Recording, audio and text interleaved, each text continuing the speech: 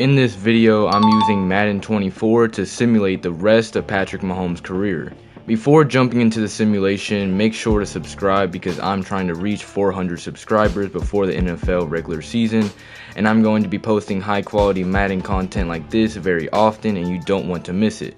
Without more time wasted, let's jump into the video. After winning the Super Bowl versus the Eagles, Mahomes and the Chiefs dominate their first 10 games of the 2023 NFL season.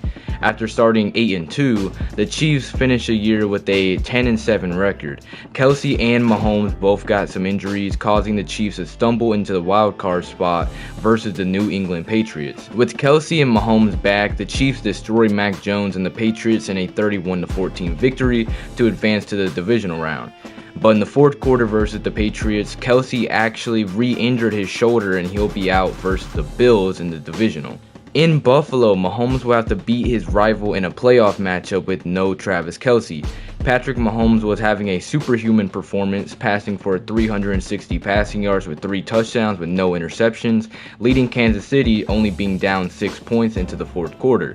But the Bills' offense was also clicking, and with the Buffalo defense getting 6 sacks, Josh Allen and the Bills walk away with one of their biggest wins in franchise history. In the Super Bowl, the Bills 24-0 shut out the highest scoring offense in the league in the Dallas Cowboys. Mahomes was on pace for another amazing year, but he did have an ankle injury and he only got sacked 11 times when he did play, which makes the fact that he got sacked 6 times against the Buffalo Bills even crazier. In the Chiefs' revenge tour, Kansas City dominated most of the teams they played against, resulting in a 13-win season where Isaiah Pacheco had 1,300 rushing yards and 9 touchdowns. Patrick Mahomes had one of his best seasons in his career, which says a lot, finishing with the best QB rating for a single season in NFL history. In the divisional round, the Chiefs matched up against the T-Law-led Jaguars. Lawrence lit up the league with a 35 touchdown and 8 interception season, and it was an intense playoff game, T-Law trying to prove himself versus the best QB in the league, while Mahomes was trying to get back to the Super Bowl. And just like in 2022, the Chiefs end up beating the young Jacksonville team to advance. Against the Broncos and their best defense in the league, Mahomes played up to the challenge, passing for 180 yards and gained 2 total touchdowns. But in the end, Chiefs fans were devastated because Mahomes ended up injuring his elbow in the second quarter, eventually being revealed to be a dislocated elbow. But the Chiefs are still able to get past Russell Wilson and advance to the Super Bowl. On the biggest stage versus the 9-win 49ers, the backup QB for Kansas City will be starting. The one and only Nick Foles has another shot at a ring versus a inferior team. But will the lack of Mahomes be too much for Kansas City even against a inferior team? It was a very low scoring first half. The 49ers had a hard time as many expected, but so did the Chiefs. But Isaiah Pacheco and especially Travis Kelce was carrying a washed Nick Foles. It was no Philadelphia year, but Nick Foles held his own considering he didn't play a single game until the Super Bowl, and the Chiefs' overall talent leads Kansas City to another Lombardi trophy. Mahomes ends up winning MVP after his amazing 2024 campaign, and Travis Kelce wins the Super Bowl MVP after getting 144 yards and 2 touchdowns versus one of the best defenses. In the 2025 season, the Super Bowl hangover hit the Kansas City Chiefs.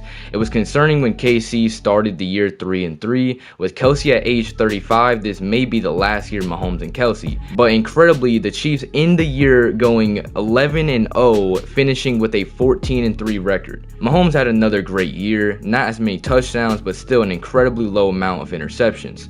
And Travis Kelce at the age of 35 finishes with over 1,400 receiving yards, breaking his own record he set in 2020 for receiving yards by a tight end in a single season.